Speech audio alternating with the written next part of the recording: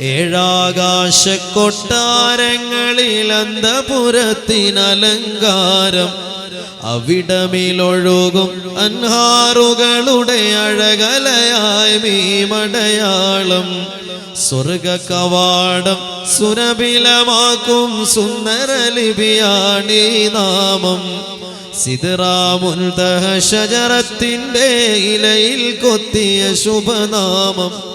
പറുദീസകളിലെ തൂബച്ചെടിയുടെ നറുമണമാണ് പൊന്നാമം.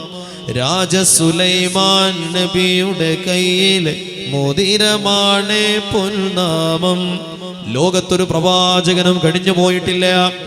തനിക്കു ശേഷം ഒരു മഹാൻ വരുന്നുണ്ട് എന്നും ആ മഹാനാണ് തന്റെ നേതാവെന്നും ആ മഹാനുഭാവന്റെ ആഗമനത്തിന് വേണ്ടി വഴി ഒരുക്കുവാൻ വേണ്ടി മാത്രമാണ് അള്ളാഹു എന്നെ പ്രവാചകനായി നിയോഗിച്ചതെന്നും തങ്ങളുടെ ഉമ്മത്തിന് അറിയിച്ചു കൊടുത്തിട്ടല്ലാതെ ലോകത്തൊരു നബിയും കടന്നുപോയിട്ടില്ല.